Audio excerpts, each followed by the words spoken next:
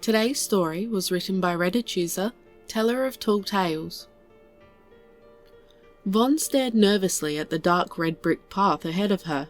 Her human friend Gabriel held her hand, nervously looking from her to the brass plaques on each brick, then the simple wooden sign beside the brick road, "The Path to Peace." Empathetic species be warned, psychological damage may occur. Vaughn shivered. The Yavanos are a species deeply connected to emotions and memories. They could speak the long-dead's last thoughts and emotions if they could lay their hands on the corpse. Softly, Gabriel asked, "Are you sure about this? You don't have to walk the path if you do not want to." Vaughn took a deep breath and nodded. "I need to understand what that human meant by your species' path to peace is paved with blood." Gabriel nodded and squeezed her hand. "I'll be right here the whole time, just squeeze my hand if you can't handle it anymore." Vaughn nodded and slowly placed a bare claw on the red brick path. The moment the pad of her foot touched the ground, she understood. The human sat against the wall of the trench, the sound of a screaming horde of Tyranians bearing down on him. His best friend and battle buddy lay face down in the mud at the bottom of the trench, half their head melted by a plasma bolt.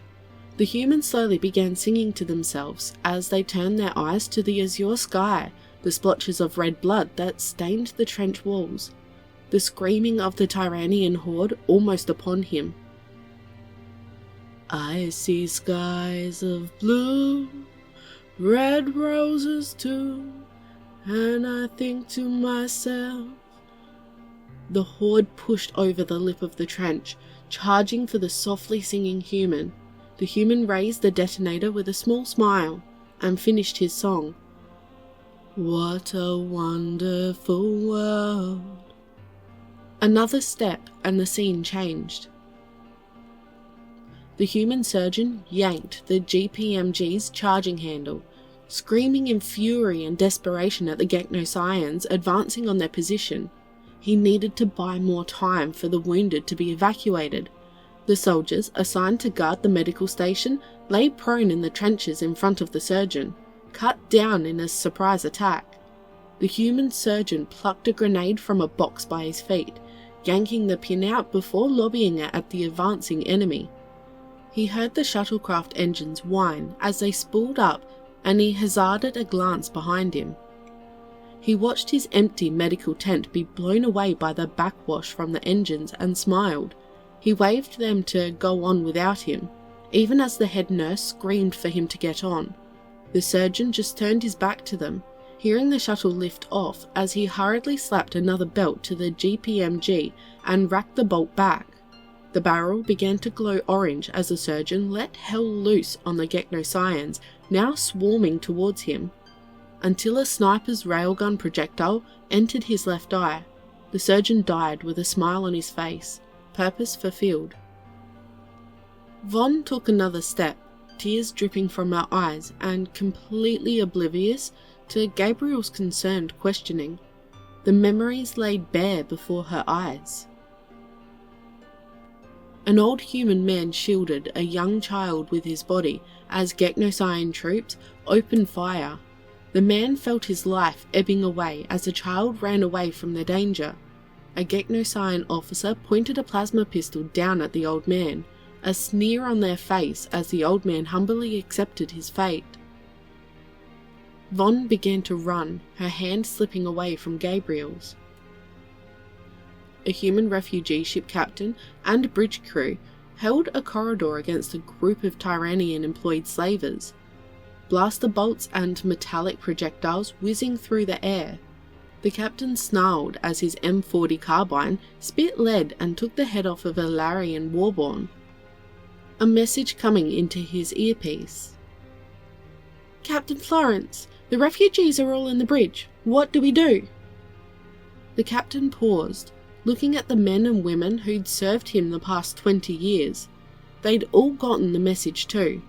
The plan had been to retreat once everyone was accounted for, but now that the slavers were this close to the bridge, they'd have to use Plan B. The captain keyed his mic. "Trigger the explosive bolts and chart a course for human-controlled territory." The captain fired a few more shots as his daughter's voice returned over the mic, shocked and exasperated. "But Dad, you said—" Captain Dylan Florence grit his teeth and cut his daughter off. "That's an order, Private Florence." The captain heard the crackle of the explosive bolts behind him and slumped against the barricade. Before the bridge tore away, exposing the corridor to the cold void, the captain softly said, "Look after your mother for me, kiddo." Von's claws landed on the soft grass as she fell to her knees. The last moments of 1,000 scores of human warriors assaulted her vision. She sobbed, feeling the fear and despair of each and every one of them.